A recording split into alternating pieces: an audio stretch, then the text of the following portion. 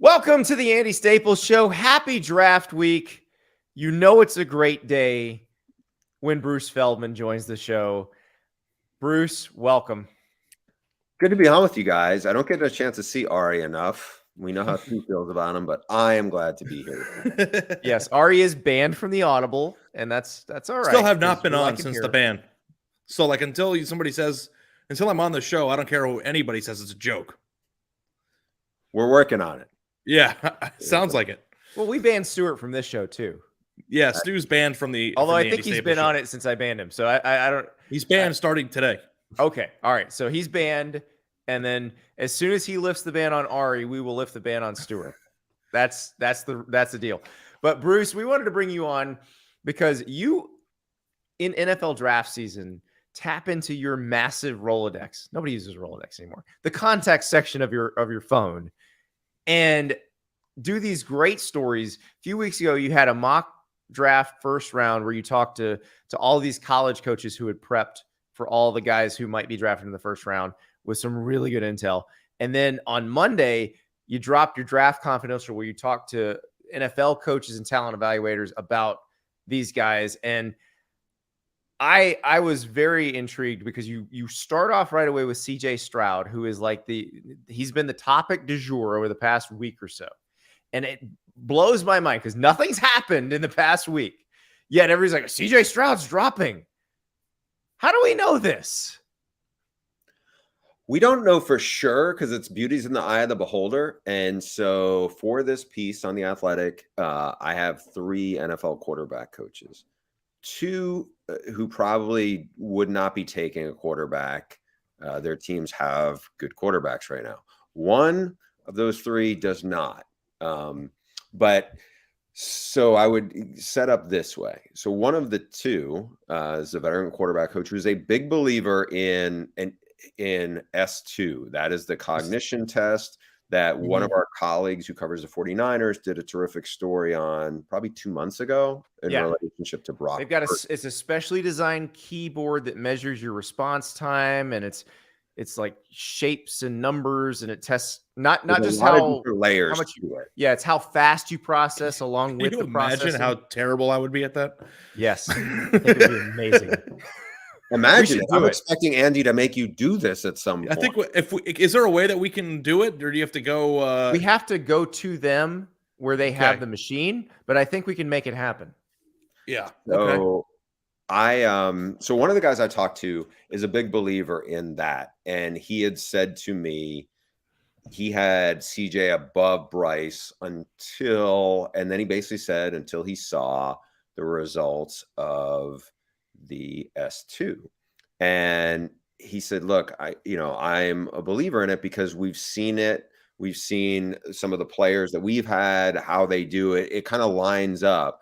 But this person said what is a little bit probably off for, some of the people talking about it is it's really not your overall score. He said it's in about 4 specific categories that they think are really relevant to translating. And there's 9 categories. Yeah. And in the story, we list what those categories are. And this person also said, look, his score was not good. It was alarming. But if we were going to be looking at drafting a quarterback high in the first round, I would have him retake the test. He said, because something could have been off with that on that day. And this person, as well as the other 2 coaches, said they do not see, when you look at his film, a guy who you would think would have those issues that seem to be reflected in the S2. And that's the part that I think is really interesting. So when I started working on this story, probably, I don't know, a month ago, I knew I was going to talk about quarterbacks, but I did not think, it was like probably last Tuesday when I talked to, it was last Wednesday night when I talked to the first quarterback coach who brought up the analytics part, giving him pause on CJ.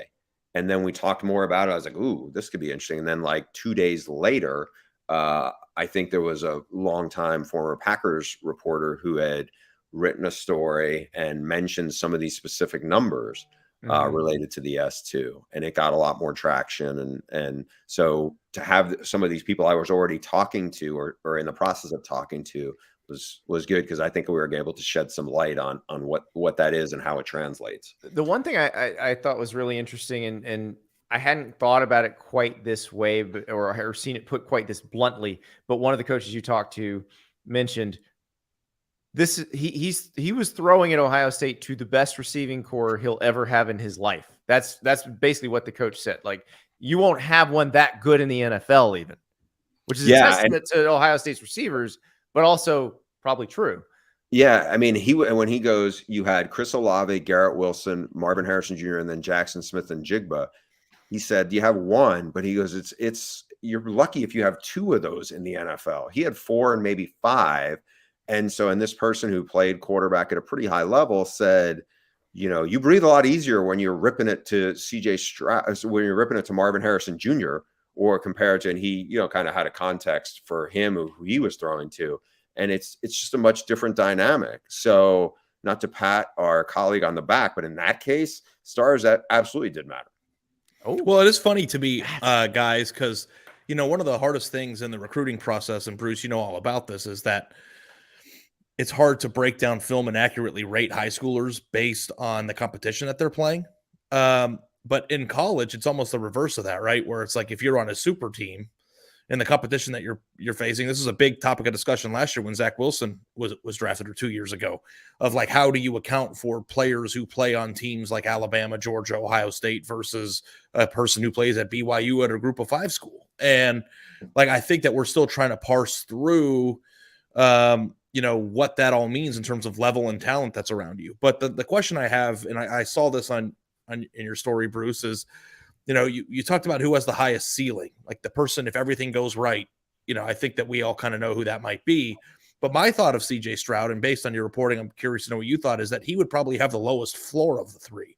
Is that a fair assessment? That's exactly how I feel. Like, if based on my limited knowledge, CJ Stroud to me would be my first, if I had the first pick, and I needed a quarterback. Because I would be, and a couple of these guys I talked to echoed this, but I would be scared to death of Bryce Young's size in the NFL. I know we had Jeff Howell, one of our NFL writers, talk to Alabama medical staff and talked about how healthy he was. That's fortunate. But like, as somebody in my story says, Lamar, who's a much bigger guy. I don't know if people, in college remember Lamar Jackson's a big dude. Yeah. He struggles to make it through a season. Jalen Hurts has gotten hurt. Jalen Hurts is a huge dude. I mean, he's not super tall, but he's like built like a linebacker. He's a power lifter. Yeah. Yeah. I mean, these guys do not make it through seasons, and they are much bigger than Bryce Young is. And you're talking about the first pick of the draft. I mean, that's the hesitation I would have. Now, I get it. Like, it's fun to ask people about Andy's neighbor there, Anthony Richardson. And I was shocked reading what the coaches said to you about him, because it seemed like they were just like, lack of production, not worried about it. Yeah. I mean, the one thing that came up a little bit, one of the coaches said, and they were just so effusive on him, was, if you look at like the Florida State game, what did he complete? Like 35% of his passes. And I went back 33. And looked, it was like 30. Yeah, 33%. It was like, but there was a couple of throws he made, which were like wow throws that guys didn't make plays on the ball. Yeah. And those are different. And somebody else dropped. Yeah. Yeah. Somebody else just said, look, he probably has a late first round guard and maybe a third day pick at a receiver and maybe a good young running back. And that's it. And he's going in the SEC. It's not like he was playing at Wyoming where Josh Allen, it's like the competition of what he was facing, what is scary. Right. And so people were raving about it, but I thought one thing was, interesting kind of thought point was, who is more physically gifted than Anthony Richardson? And you go back. And so we were playing, me and this coach were kind of playing this game. And the first name that came to me, and it's not a size guy necessarily, but arguably like the most wow athlete I feel like I've seen play college football, was Michael Vick. Yes. Michael Vick would flick his wrist and it felt like it was going out there 65 yards on a line. Nobody could catch him. He was super elusive. Now he was 6'1", 215. He's not, not Josh Allen stature, but like the combination of 6'4", almost 250, and running 4.43 and having Josh Allen's arm, like nobody has that combination of that level of speed, that big of an arm, and that size.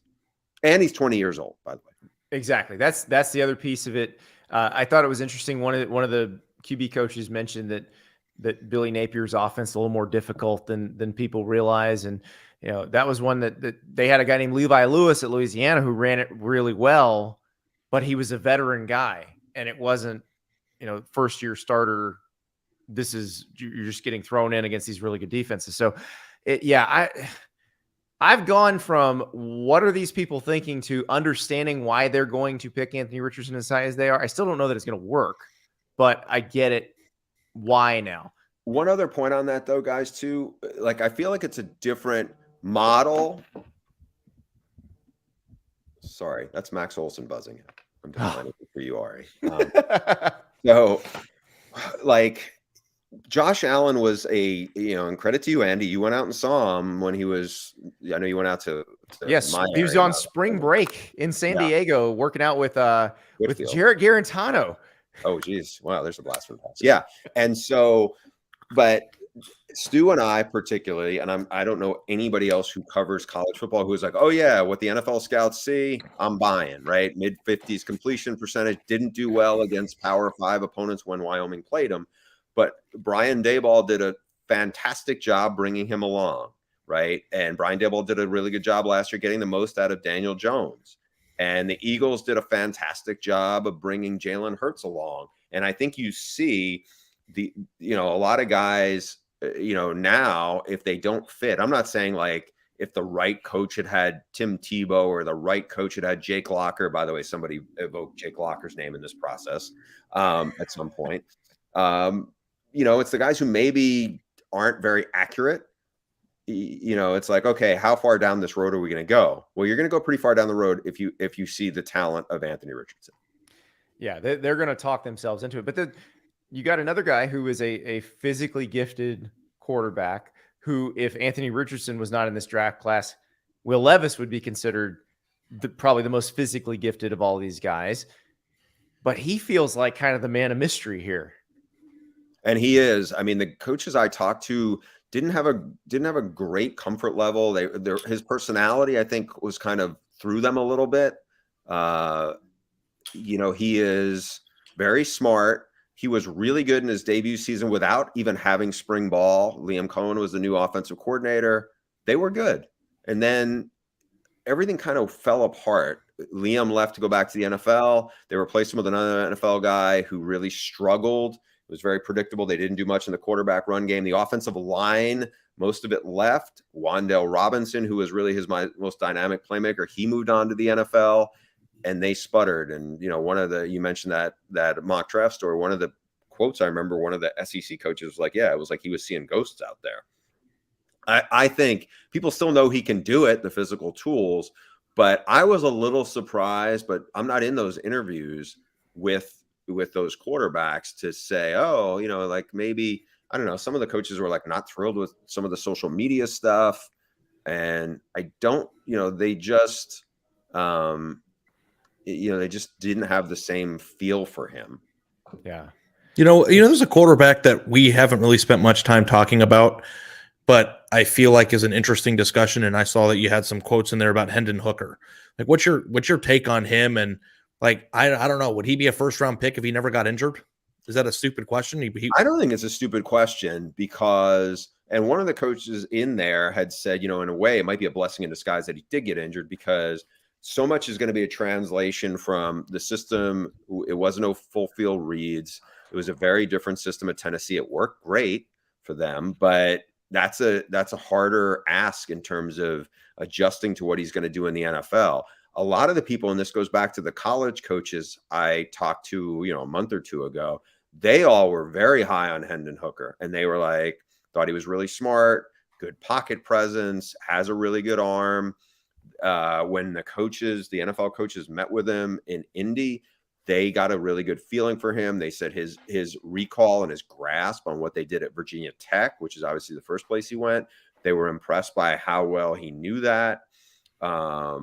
I think, Ari, what you're saying is I think he he is definitely capable of being a first-round quarterback. It's just once you get past like in the low 20s, like the Cincinnati Bengals don't need a quarterback. The Kansas City Chiefs don't. You start going through those teams.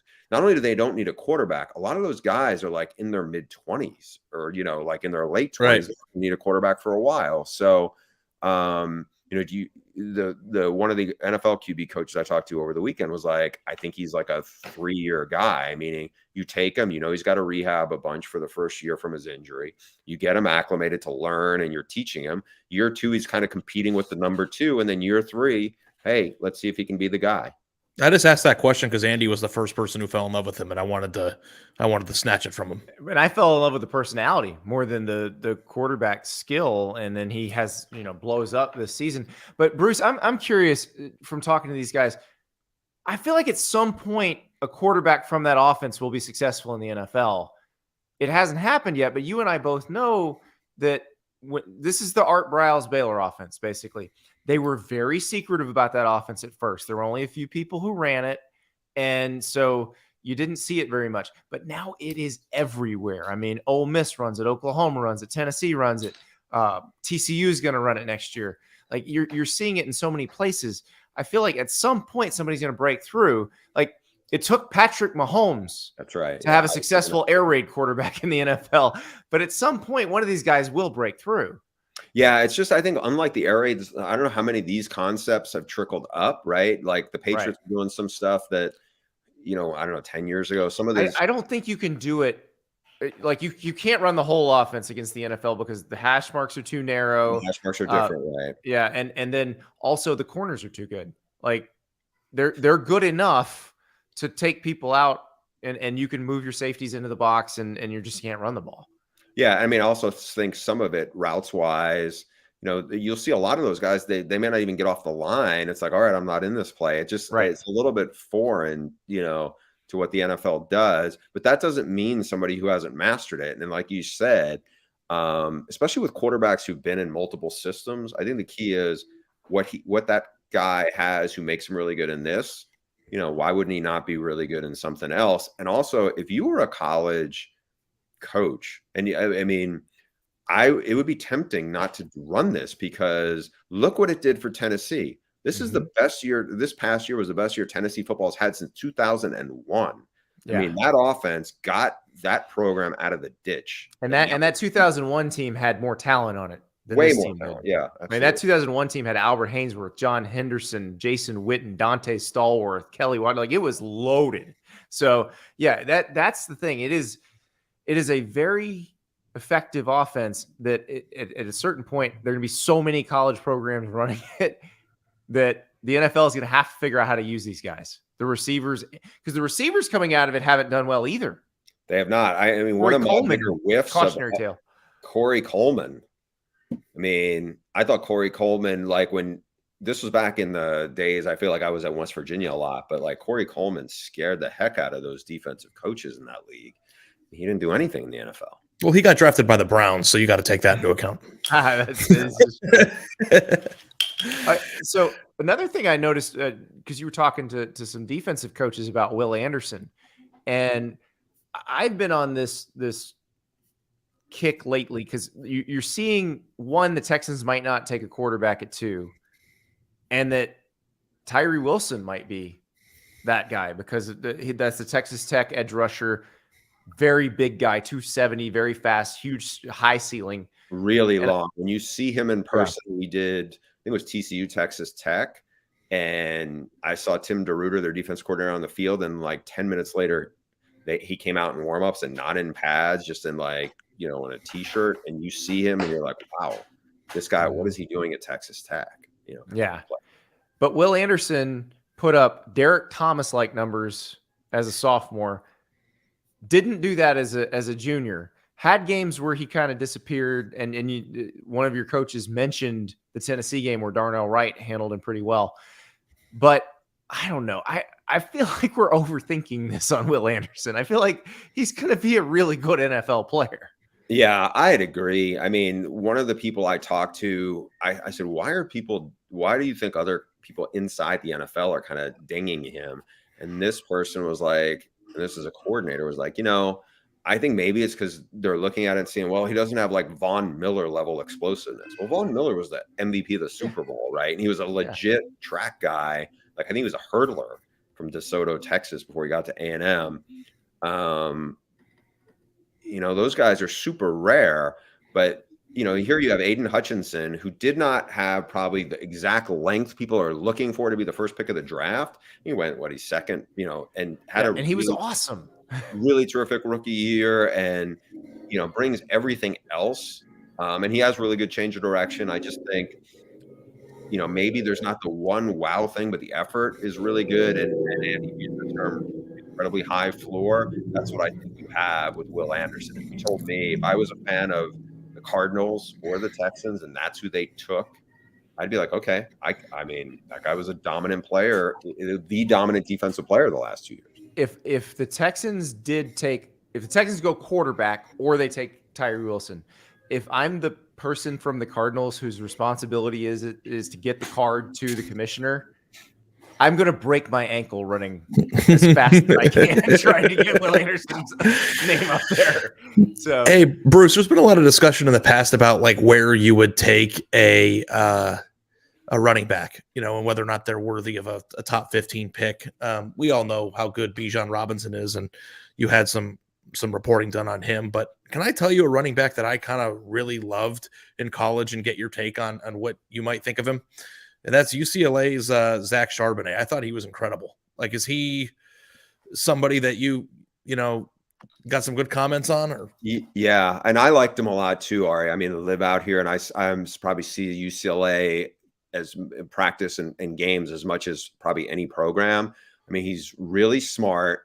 He became a better receiver. He's got really good vision, and he is a sledgehammer. He's a big, strong, 225-pound guy. One of the running back coaches I talked to really liked him. I mean, it was not, it was after Bijan, but like, he was like, because you run so hard, over 4 yards per carry comes from yards after contact alone. That's amazing. It is. And, I think he was a guy they did a lot with. I think, if you told me he was 1,000-yard back in the NFL, now 1,000 yards with 17 games probably doesn't carry quite as much weight as it did when we were all growing up.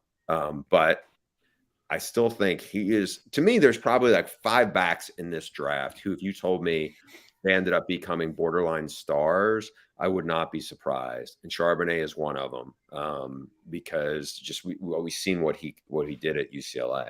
Oh, I think because one, my and I've said this a bunch of times, and on Prospects to Pros, the podcast I do with Dan Brewer, I say this all the time.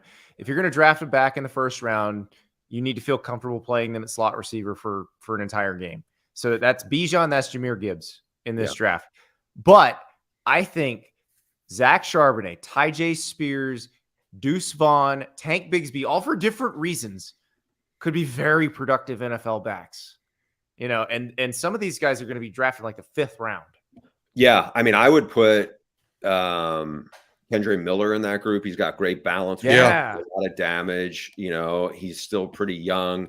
The name I heard a bunch from some of the coaches I talked to, Dwayne McBride from UAB. The only thing with him is he does have a fumble, rep a little bit. You got to worry about how, ball security. That was the one thing.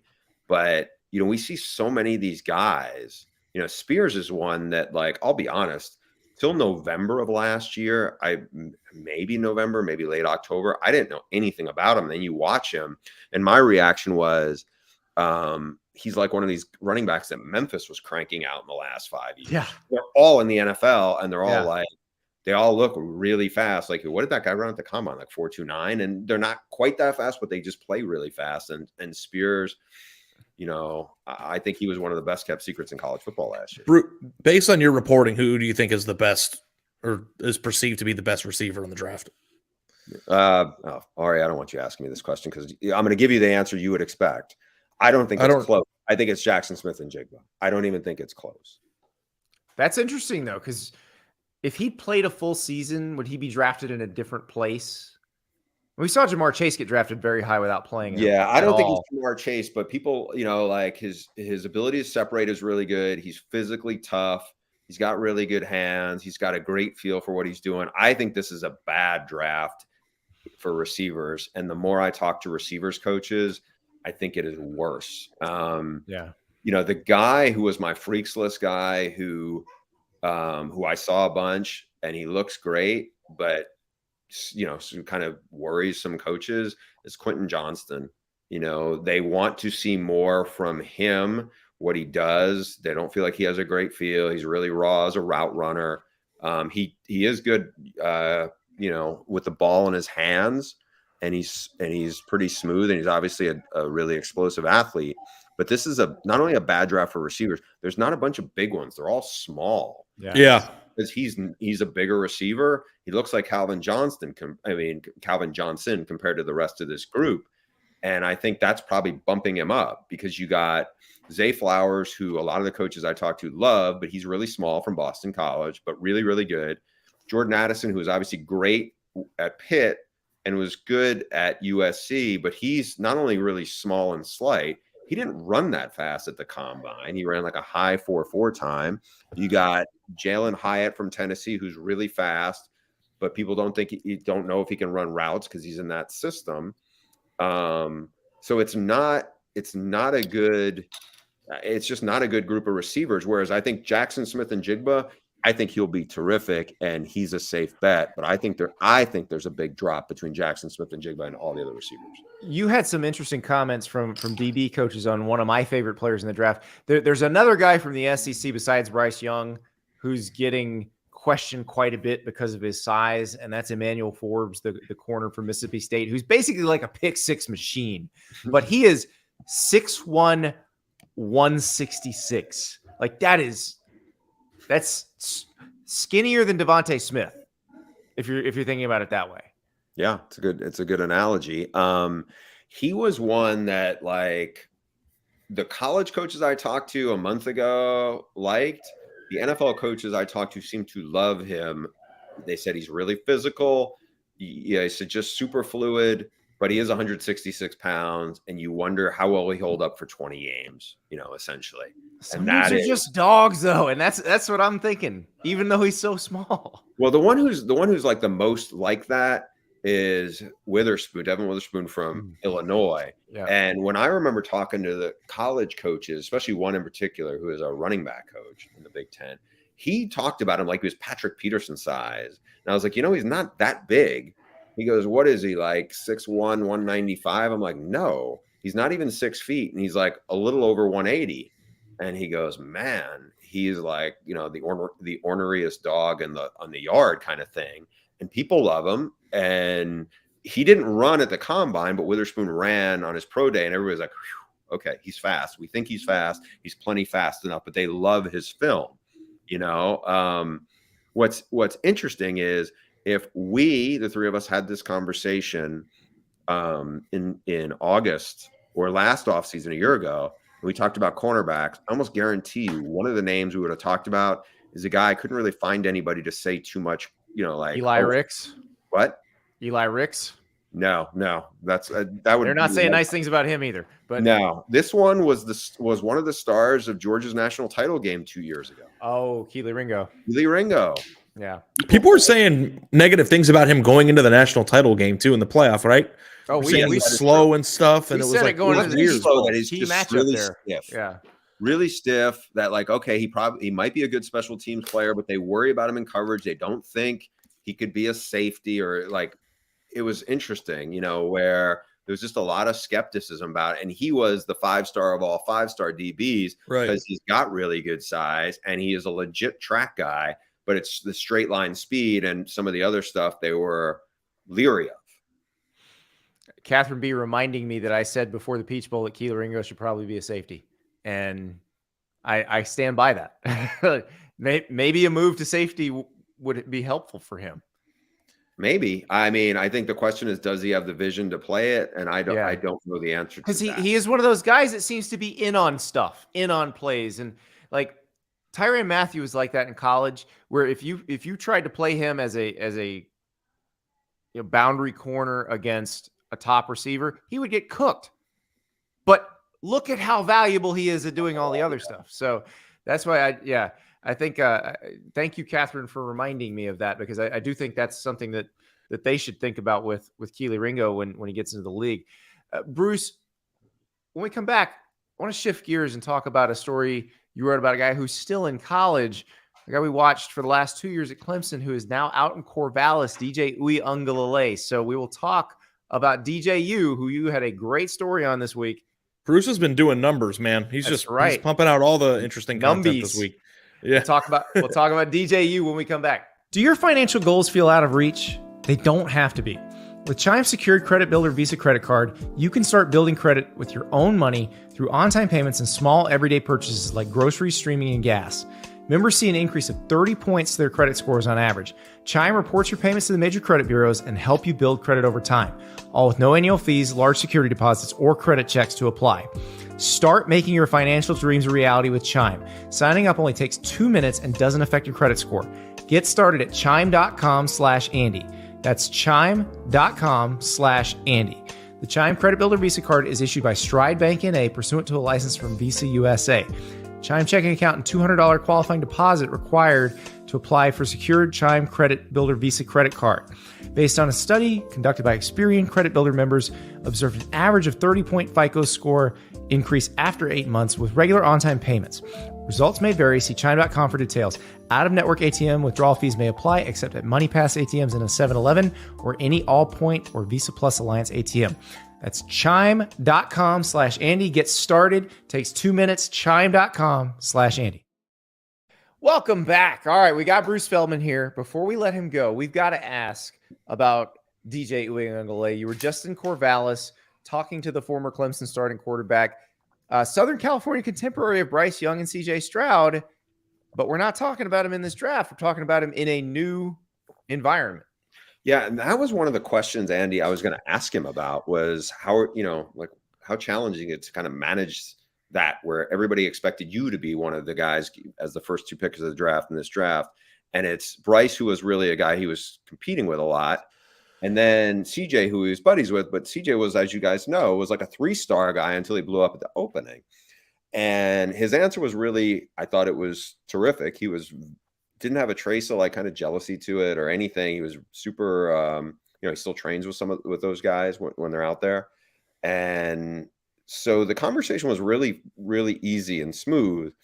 And so as we transitioned into why Oregon State and how he's doing there and what he liked about it, his feelings on Clemson, you could tell the frustration of what they were doing there and how it played out just kind of bubbled up. And as we were sitting there, I was like, ooh, this is, I probably have a different story here than I'm thinking I'm getting. And like I said, it was a really pleasant conversation for whatever it was, 35, 40 minutes. But, clearly for people who read it, he was really frustrated by what they did scheme wise. It's some of the stuff, honestly, that it echoed back to, I did a story with Grace Rayner, our colleague who was covering Clemson for a long time, 2 years ago, when they really struggled about how stale the offense had gotten. And we talked to Dan Orlovsky and RG3, guys who had, analysts who would call their games, and they went into great detail about what's wrong there. And DJ kind of brought up some of that. And then he also, kind of transitioned into, the feeling like the coaches were calling plays that were scared, meaning, and, you don't feel like they have confidence in you. And then how does that affect your own confidence? Yeah, where he said basically they didn't want to call. He could tell in second halves of games they didn't want to call pass plays. The Notre Dame game thing was really interesting, where he made it sound like Brandon Streeter didn't even know that Cade Klubnik was going to get put in there backed up against the goal line when they pulled DJ. And Cade's certainly talented, but I think, DJ gets yanked, and then like one play later, Cade throws a pick. People forget, and I did too, that they were 8-0 going into that game. Yeah. DJ was better statistically, certainly in last year than he was in 2021. But I think what was interesting is you almost forget when he got there, Trevor sidelined with COVID. They play at Notre Dame. It's a big game. He lights up Notre Dame. He throws for I think it was a Clemson freshman record. They lose in double overtime. Then they play against BC, and he plays really well. And that's how he that's in part how he got the Dr. Pepper, national commercial, going into his. Yeah, he set a record for most touchdowns in Notre Dame Stadium, didn't he? Yeah, I mean, I don't know something like that. I don't know if he did, because in that stretch it was 6 touchdowns, 0 interceptions, but in the 2 games, and that includes, I think he had a rushing touchdown in each game, but he was terrific in those 2 games. Then all of a sudden he just fizzled out there. And I think, look, some of it was some of the skill talent went away, and it just, look, I think he's hit the reset button, and, hopefully for his sake, it's going to go the way he wants it to go. Oregon State brings back a ton of talent from a team that won 10 games last year. Ben Branson went 7-1 as the starter. Beat Oregon there at the end of the season. DJ's in a real competition, it seems like. He is. And the other guy who they brought in, Aiden Childs, who's also another Southern Californian kid, is really impressive. I liked what I saw from him at practice. He throws it really, really well. He's very athletic. He's young. He's 17. But he's going to be a really good quarterback at some point. But as you said, Branson 7-1. DJ's still grasping the system. I think they like what they've seen from him. But I think what you see from him, throwing the ball and everything else, how it transitions will be a lot different probably 3 months from now than it was, as he's just trying to get the footwork and a lot of the different things they're asking him to do, being under center and some of the other things they do.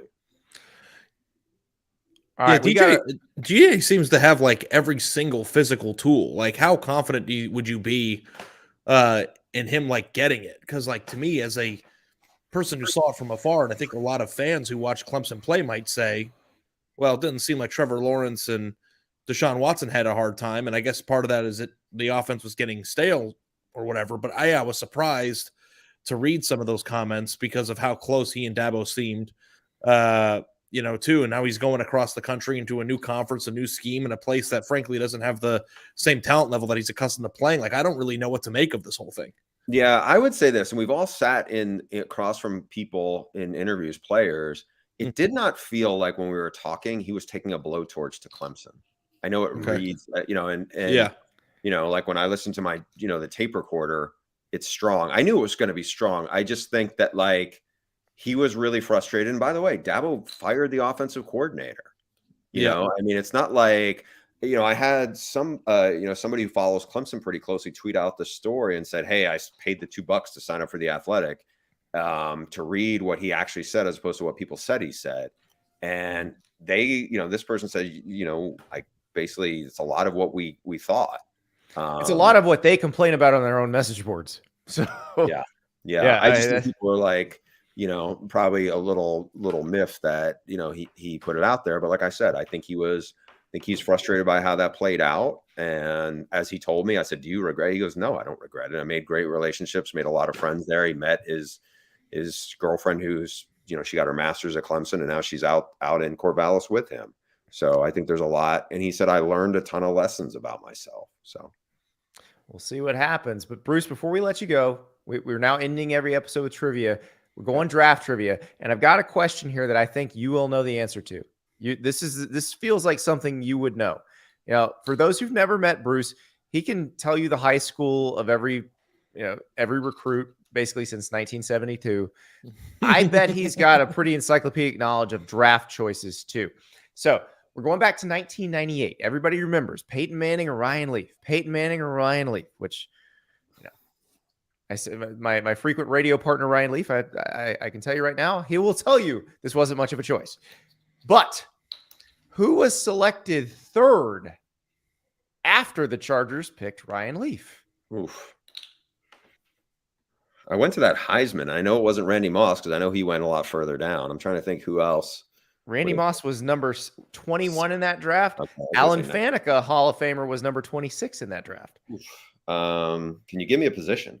Do you mean? Okay. So you meant third overall and not the third quarterback. Okay. I will give you a position. This is a D lineman, and he was selected one spot ahead of a Heisman Trophy winner / Hall of Famer. This is the Charles Woodson draft, right? Yes. So Charles Woodson's number 4. Yeah. Who is number 3? I know the answer to this, believe it or not. Who is it? I'm going to let Bruce answer it first. No, I'm not going to get it. I got to pick up my son at school. Is it Andre Wadsworth? It is. Wow. Florida State's Andre I Wadsworth. know that. Oh, he's Arizona. That's why. Yeah. Oh, very I remember. nice. The reason why I remember that is because he got drafted by the Cardinals when I was a kid, and it was like the Charles Woodson draft. So the second you told me it was Woodson, I knew who they got. All right. I couldn't tell you who number 5 in that draft was, though. I will see you guys. Before You got daddy duty. We'll see you. We're going to do a little more trivia. Thank you, Bruce. Thanks, Bruce. guys. All right, Ari.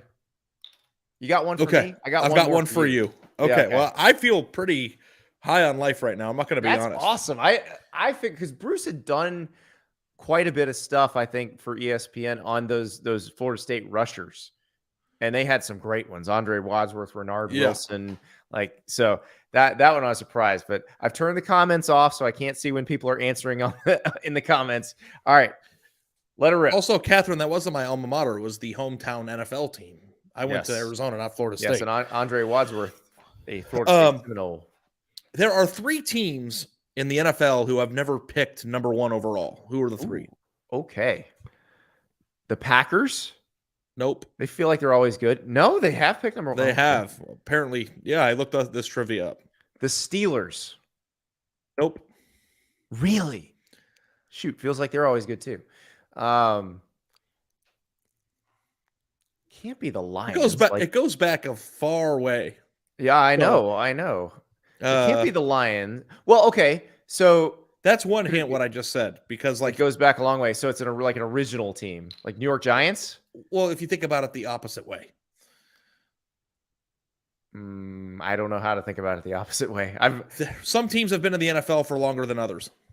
The Bears. No. Okay. So you're saying I should pick a younger franchise. Well, I know the Jaguars have picked number 1. Yeah. The Panthers are picking number 1. Yep. The Texans have picked number 1. Mario Williams. Yeah. I've now named it's really hard. Yeah, I don't know. I've now named a 5th of the league, and I still haven't gotten a single one of them. You want me to tell you? Yeah, go ahead. Okay, the Baltimore Ravens. Okay. The Seattle Seahawks and the Denver Broncos. Okay. The Baltimore Ravens, is that only because the Browns were regifted the Browns history? Because the Baltimore Ravens are the old Cleveland Browns. The Browns have picked number 1 quite a bit. Okay. So the Baltimore Ravens franchise has picked number 1 when they were the Browns. When they were the Browns, yes, but not since 2000, whatever, not 1 since or 2000 when they came. All right, that's a good one. I got another one. I got another one for you. All right. Okay. Who is the last player from the MAC selected first overall? Oh, God.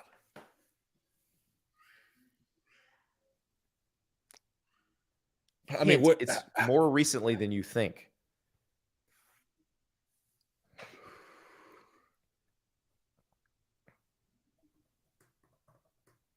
Shall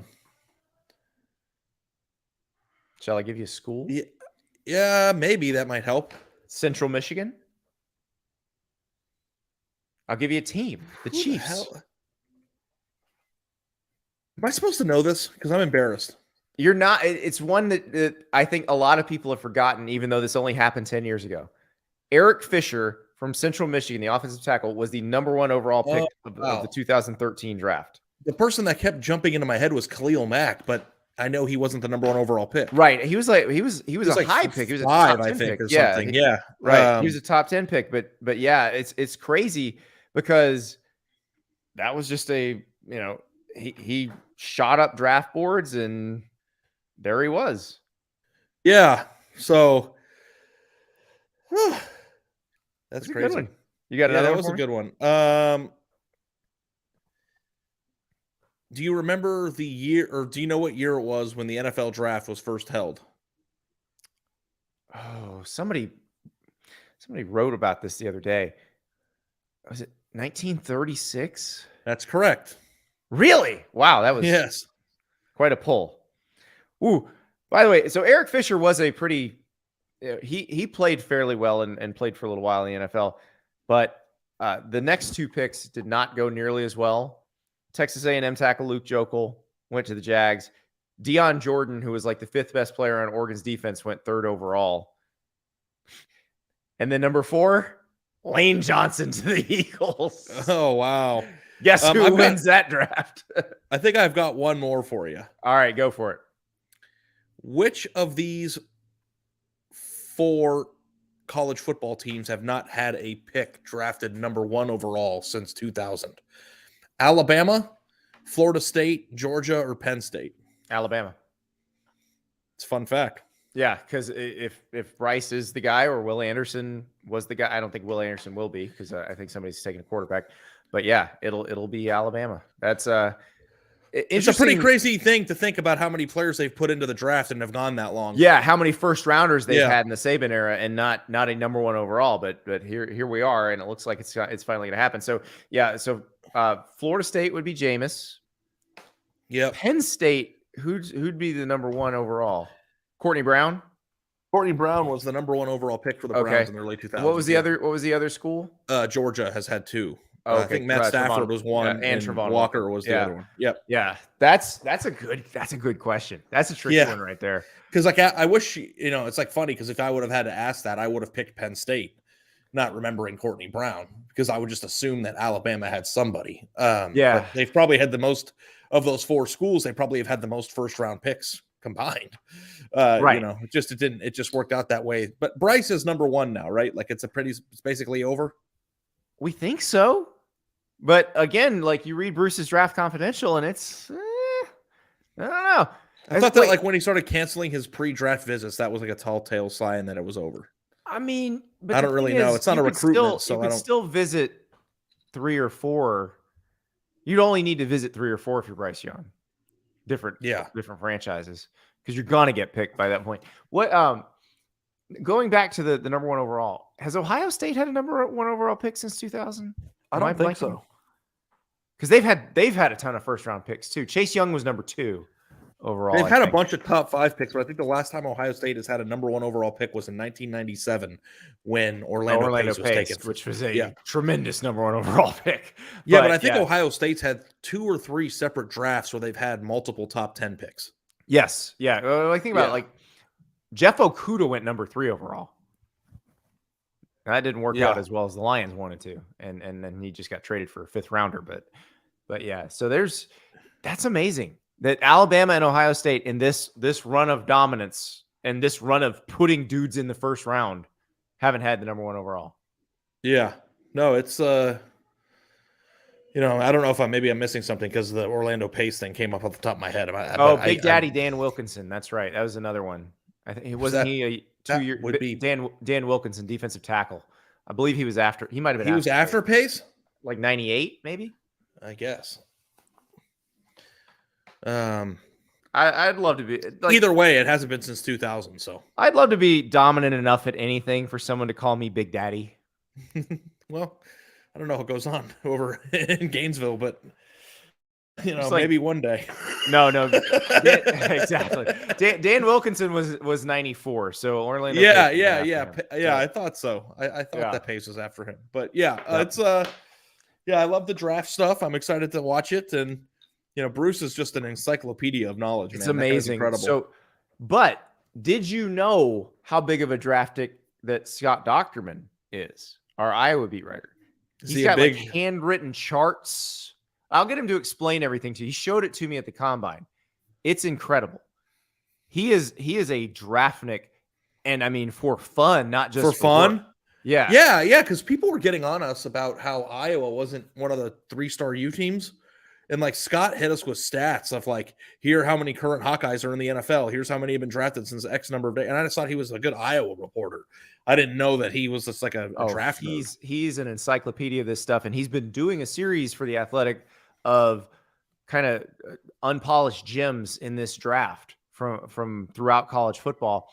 And so we got to talk to him about that. We got to talk to him about his question to Brian Ferentz last week as we continue to discuss the drive for 325. Hey, this is going to be interesting. So Scott will be our guest on tomorrow's show, and we'll have a lot more to talk about. We will have you ready. You'll be so ready for this weekend for the NFL draft. Even Bill Burr won't be able to make fun of you. And Ari sent me the clip last night of Bill Burr making fun of people who watch the NFL draft. It's hysterical. You will feel very seen. I don't care. I'm still watching. We'll talk to you tomorrow.